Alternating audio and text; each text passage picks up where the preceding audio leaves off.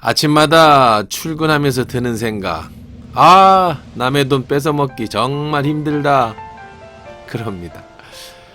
월급 받으려면 힘들어도 아침 일찍 출근을 해야 합니다.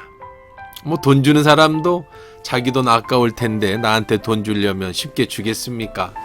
그런 생각으로 출근을 합니다. 마치 돈 안 주려는 사람과 어떻게든지 돈을 받아내려는 사람이 만나는 것 같은 사회. 그게 바로 우리 직장 생활이 아닌가 하는 생각이 듭니다. 돈 때문에 어쩔 수 없이 출근을 해야 하고 더럽고 화가 나도 월급날 찍힐 통장 잔액 때문에 또 어쩔 수 없이 출근해야 한다면 삶이 참 퍽퍽해지겠지요. 그래도 견딜 때까지는 견디겠지만 도저히 못 견디면 어떻게 합니까? 에이 까짓까 직장이 여기뿐이냐? 삿입에 거미줄 치겠어? 그래 그만두면 되지. 여러분 오늘도 가슴속에 사직서 한 장 품고 출근하셨습니까? 남의 돈 뺏어먹기에 어쩔 수 없이 오늘도 상사의 눈치 보고 끝도 없는 업무 성과에 시달립니다. 그런데 문득 이런 생각이 듭니다. 내가 다른 직장인과 다른 게 하나 있는데 나는 그리스도인인데 기독교인이란 말이죠. 맞습니다. 나는 직장인인데 그 앞에 그리스도인, 기독교인이라는 수식어가 하나 더 붙습니다. 바로 그리스도인 직장인, 기독교 직장인. 근데 여러분, 그리스도인으로서 직장 생활하는 게 쉬운 일입니까? 아니면 더 어려운 일입니까? 오히려 그리스도인이기 때문에 직장 생활이 더 어려울 때가 있어요. 그리스도인으로서 마주해야 하는 크고 작은 타협의 유혹. 직장은 정말이지 거대한 전쟁터 같습니다. 많은 기독교인이 주일에는 은혜를 받고 거룩한 성도인데 월요일 아침 출근 카드를 찍는 순간 그저 생계형 노동자로 돌변하고 맙니다. 저는 오늘부터 기독교 직장인 손자병법을 강의해 볼까 합니다. 교회에서는 좋은 교사로, 집사로, 장로로 섬기는데 직장에 가면 누군가의 밑에서 일해야 하는 직장인. 어떻게 직장 생활을 해야 잘한다고 할 수 있을까? 실질적인 직장 생활에 있어 그리스도인의 삶과 그에 맞는 처세에 대한 저의 생각을 성경적 기반으로 함께 나눠볼까 합니다. 이름하여 기독교 직장인의 손자병법. 첫 시간으로 손자병법 제1조 적을 알기 전에 나를 알아라 입니다. 지피지기면 백전불패라고 하죠. 나를 알고 적을 알면 100번 싸워도 위태롭지 않다. 근데 순서가 중요합니다. 지기, 즉 나를 아는 것이 먼저입니다. 우리가 이 직장이라는 전장에서 단순히 버티는 것을 넘어 승리하려면 내가 누구인가, 그리고 내가 서 있는 곳이 어디인가에 대한 정의부터 내려야 합니다. 오늘 그 첫 번째 이야기를 시작하려고 합니다. 직장은 나의 성직이다. 우리는 흔히 목사나 선교사만 하나님의 일을 하는 성직자라고, 사명자라고 생각합니다. 하지만 성경적 가치관은 다릅니다. 종교개혁자 칼빈은 이렇게 말했죠. 농부가 소 짜는 그것도 목수가 집을 짓는 것 모두 하나님이 맡기신 거룩한 소명이다. 강단에 서는 것만 성직이 아니라 여러분이 서류를 작성하고 회의를 주재하고 물건을 파는 그 모든 행위가 하나님이 위탁하신 거룩한 직무라는 겁니다. 성경은 이렇게 선포합니다. 무슨 일을 하든지 마음을 다하여 주께 하듯 하고 사람에게 하듯 하지 말라. 골로새서 3장 23절 말씀이죠. 자, 우선 나를 알아야 한다고 했습니다. 여러분이 지금 어떤 직장에 취업을 했습니다. 그래서 그 직장에 다니겠지요.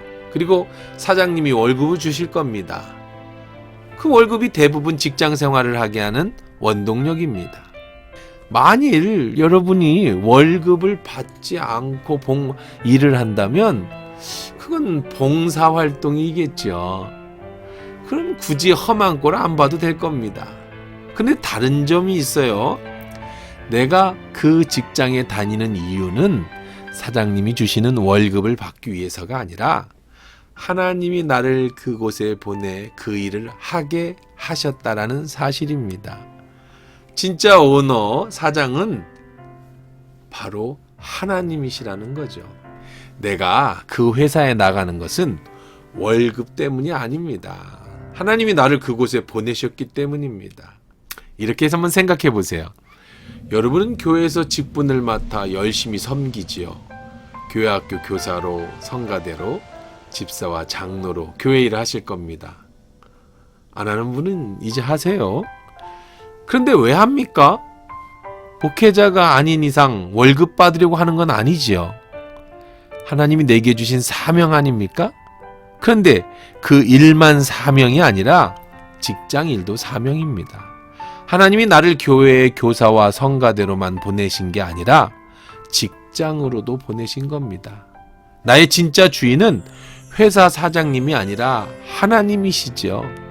그럼 하나님의 보냄을 받았다면 여러분은 지금 성직을 받은 겁니다. 그러니까 엄밀히 여러분은 바로 성직자예요. 직장의 성직자. 무슨 일을 하든지 라고 말씀했지 않습니까? 예배 시간만이 아니라 여러분의 그 지긋지긋한 엑셀 작업, 반복되는 거래처 통화, 그것도 다 죽게 하듯 하는 순간 그것은 노동이 아니라 성직이 되는 겁니다. 여러분은 사장님의 직원이기 이전에 하나님의 청지기입니다. 내가 하는 이 일이 곧 하나님의 일이라는 확신이 들 때 우리는 비굴함에서 벗어나 비로소 당당해질 수 있습니다. 이제 남의 돈 빼앗아 먹기 위해 억지로 출근하는 게 아니라 당당하게 하나님의 사명을 받아 성직을 수행하러 가는 겁니다. 미국의 많은 교회 주차장 출구에는 이런 팻말이 붙어 있습니다. You are now entering the mission field. 당신은 지금 선교지로 입장하고 있습니다. 교회를 나서는 순간부터 진짜 사역, 시작을 의미하는 겁니다. 주일 예배당 안에서 은혜를 받으셨습니까? 이제 월요일 사무실은 선교지입니다. 나는 지금 선교사로서 선교지인 사무실로 떠나는 겁니다. 여러분을 사무실로 하나님이 파송하셨죠. 이 관점에 바로 서야 사명이라는 것을 깨닫게 됩니다. 사명이라는 단어를 풀어보면 보통 사람들이 죽을 사의 목숨명으로 이해합니다. 목숨을 내어놓고 주를 위해서 충성하는 것. 사명하면 순교가 떠오르죠? 아니에요. 심부름사, 목숨명입니다. 미션이라는 뜻은 심부름하기 위해 내 목숨을 거는 것, 심부름을 위해 맡겨진 목숨이라는 뜻입니다. 여러분은 지금 하나님의 심부름으로 여러분의 직장을 가신 거예요. 그리스도인으로 그곳에 보냄을 받은 겁니다. 그곳에서 여러분을 통해 하나님이 영광 받으시도록 가는 거죠. 사도행전 1장 8절에 오직 성령이 너에게 임하시면 너희가 권능을 받고 땅끝까지라 내 증인이 되리라 말씀하셨습니다. 이 말씀은 선교사들에게만 주시는 말씀이 아닙니다. 땅끝이 아프리카 오지만을 얘기하는 게 아닙니다. 여러분이 정말 가기 싫고 어쩌면 억지로 가는 바로 그 사무실, 그 매장, 그 현장이 바로 땅끝입니다. 그럼 어떻게 그곳에서 버틸 수 있을까요? 사명이죠. 나를 심부름 보내신 예수님의 사명. 그러면 고난도 이길 힘이 생깁니다. 상사의 질책이 나를 완전히 무너뜨리지 못하는 이유가 뭘까요? 나의 최종 결정권자, 나의 진짜 상사는 하나님이시기 때문입니다. 당신이 아무리 나를 어떻게 하려고 해도 어쩔 수 없습니다. 하나님이 나를 지켜주신다면.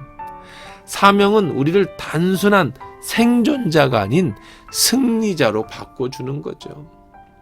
손자병법 하니까 직장에서 살아남는 법을 가르쳐 줄 줄 알고 기대하셨다면 조금만 기다려보세요. 실제적인 직장인 손자병법도 알려드릴게요. 그러기 전에 우선 나부터 알아야 합니다. 내가 누구인지 아는 것이 제일입니다. 이제 기억합시다. 남의 돈 빼앗아 먹으려고 직장 다니는 게 아니라 하나님이 보내신 사명자로 나는 오늘 직장에 가고 있다. 그럼 나는 그곳에서 무엇을 해야 하고 어떻게 해야 할까요? 이제 하나하나 풀어봅시다.